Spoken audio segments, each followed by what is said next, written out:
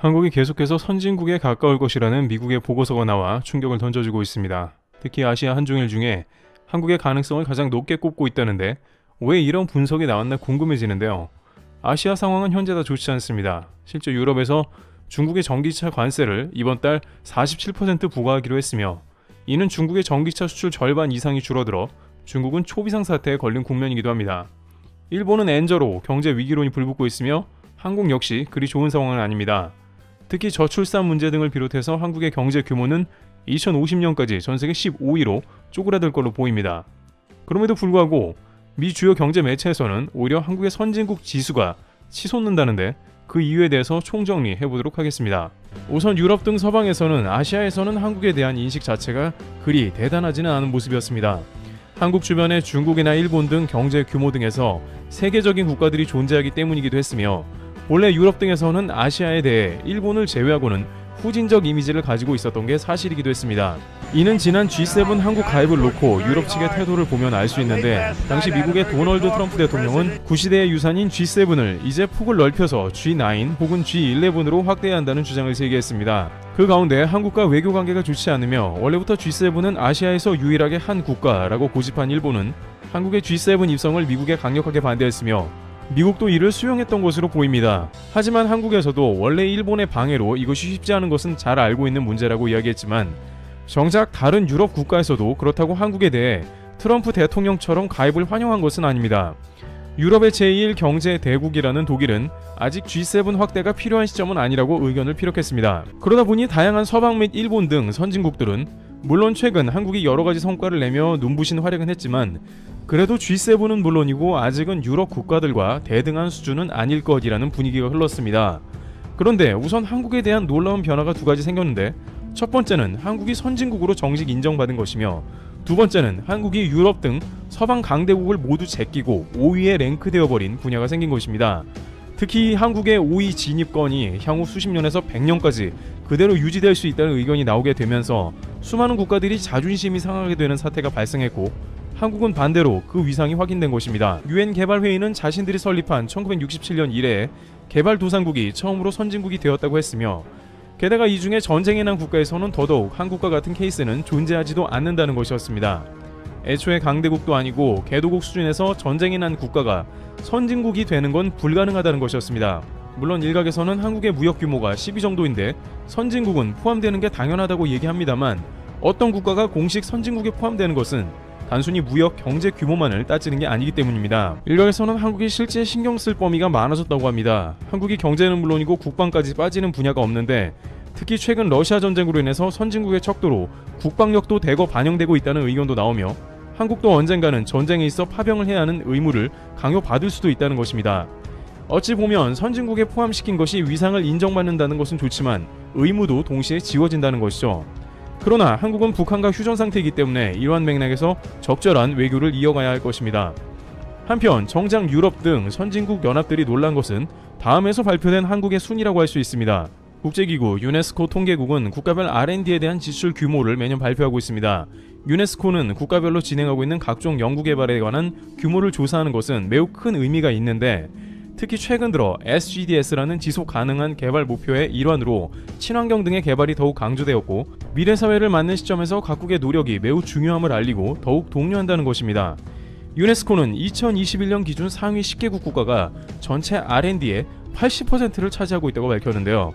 하지만 한편으로 이것은 매우 국제사회에서 냉정한 현실을 보여주는 수치이기도 하다는 것입니다. 파리 경제대학은 이에 관해 전 세계의 부를 상위 0.9% 인구가 50%를 차지하고 있으며, 또한 상위 1% 인구가 전 세계 자산의 76%를 점유하고 있다고 밝힌 바 있는데, 국가의 R&D 금액이 클수록 그 국가들은 강대국과 선진국에 가까워진다는 의미이며, 또한 R&D 상위 투자국에 포함되지 못한다면 앞으로 수십 년간 이 자리에 못 들어온다는 의미라는 것입니다. 부자가 자신의 부로 더욱 부자가 되고 그 위치가 견고해지듯 R&D에 많은 비용을 쓰는 국가들은 더욱 새로운 성장 산업과 신기술로 부를 얻게 되며 기술 격차는 훨씬 더 벌어지게 된다는 의미입니다.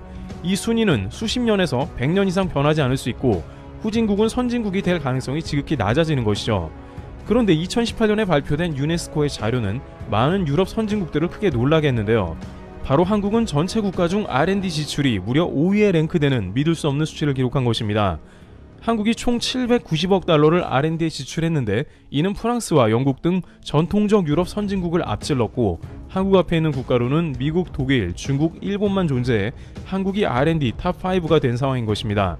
전문가들은 이 자체가 말이 안 되는 수치라고 하는데 다른 선진국들은 뭔가 다들 하나씩 치트키가 있는데 가령 각 국가마다 많은 인구와 드넓은 영토, 자원 혹은 오랜 기간 쌓아온 자본 등 하나라도 해당하는 이유가 있지만 한국은 그 중에 뭐 하나도 제대로 없는 국가가 이제 전세계 연구개발비 5위 지출국이 되었다는 게 사실상 불가능한 일이며 반대로 앞으로 선진국의 대열에서 멀어지지 않는다는 것도 놀랍다는 것이죠. 일각에서는 무엇 때문에 한국이 그렇게까지 절실하게 신기술에 투자하고 국방력에 힘을 쓰고 애를 쓰냐고 합니다만 불리한 지정학적 위치에서 고군분투해왔고 항상 나라를 지켜야 한다는 일념으로 가득한 한국이 어느덧 치열하게 살다 보니 이러한 위치에까지 다다른 게 아니겠냐는 의견도 제기되고 있습니다. 두 번째, 한국을 먹여 살릴 새로운 아이템. 현재 일본 복수의 언론에서 한국의 수출 분야의 급성장에 대해 논의하고 있는데요. 일본은 8, 90년대 세계 3위 경제 대국의 명성을 이어오며 무역 분야와 수출에 있어 한국과 비교 대상이 아니었고 당시만 하더라도 한국의 수출액은 일본과 10배가량 차이가 날 정도로 그 격차가 심했는데 이제 한국의 수출량이 일본을 앞서게 되는 상황이 벌어지며 적지 않은 충격을 주게 된 것입니다. 우선 일본 언론은 한국이 일본과 같은 흐름을 유연하게 벗어나고 있다고 진단하고 있습니다. 일본은 디스플레이 등 가전 첨단 제품의 수출이 꾸준하게 감소하고 있는 국면인 반면에 한국의 경우도 이와 같은 가전제품 수출이 감소하지만 배터리, 전기차 등의 수출이 급증했고 수출 감소분을 오히려 메꾸면서 수출액은 계속 증가하는 상황이라고 진단하고 있는 것입니다. 10년 전보다 수출은 오히려 지속적으로 감소하고 있고 한국은 수출이 늘어가는 상황이 전개되는 것입니다. 결정적으로 일본의 중국발 수출액이 급격하게 감소하고 있다는 점도 수출 감소에 큰 영향을 주었는데 중국에서는 자체적으로 가전이나 첨단 제품을 생산하는 비율이 늘어가고 있는 것으로 더 이상 일본에서 동일한 제품을 수입하지 않아 자연스럽게 일본 수출이 감소하는 것입니다. 그런데 여기까지는 일본도 십수년간 겪어온 문제이기 때문에 그리 충격을 받지는 않았는데요. 하지만 최근 일본은 한국의 방산 분야 수출에 대한 보도가 외신에 잇따라 나오게 되었고 이를 전격 분석하는 와중에 한국의 독보적인 노하우를 알게 되었고 충격에 휩싸인 모양새입니다. 우선 일본의 도쿄 경제 온라인에서는 한국의 방산 수출에 대한 비교 분석글이 올라왔는데요.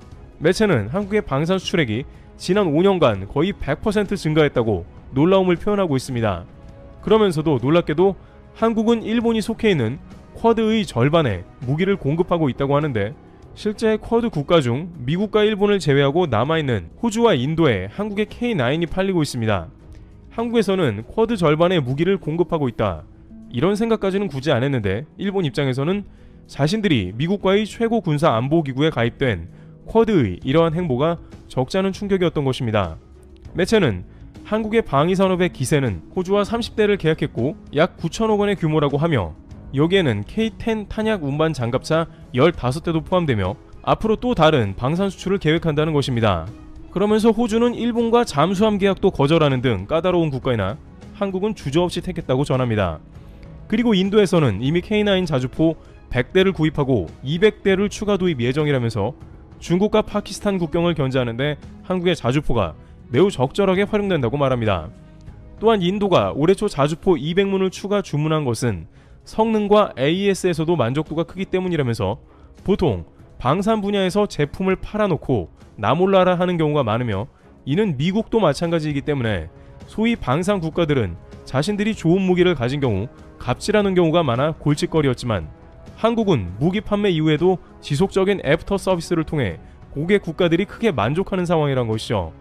그러다 보니 쿼드 국가들의 안보가 오히려 한국이 지키게 되는 일본 입장에서는 불상사라는 것입니다. 하지만 적어도 방산 분야에 있어서만큼은 국적이 아닌 실력으로 증명하게 되는 국면이 나오는데 쿼드의 인도는 미국의 미사일 방어 체계보다 러시아의 S-400을 택하는 모습이 나왔으며 사우디는 지대공 방어 체계인 미국 패트리어트와 S-400을 동시에 운영하는 첫 국가가 되었습니다. 자신의 나라를 지키는 데 있어서는 명분도 없고 무조건 이기적인 선택지를 고르게 되는 것입니다. 일본의 보수 언론으로 유명한 요미우리 신문도 한국의 방산 산업에 대해 집중 보도한 모습인데요. 한국이 최근 수년간 방산 주요 수출국으로 부상하고 있는데 이것이 심상치 않다는 것입니다. 왜냐하면 최근 수년간 안보의 중요성이 국가마다 증가했고 당장 러시아 사태가 진행 중이기 때문에 국가들은 정말 필요한 안보에 대해 지출이 급증했고 이는 실력 있는 국가가 그 중에 튀기 마련입니다. 따라서 기존에 쭉 해오던 평균의 비즈니스를 하던 강대국들의 무기 판매는 정체되어 있거나 오히려 감소했는데 한국의 수출액만 유독 전 세계에서 가장 가파르게 증가했다는 것입니다.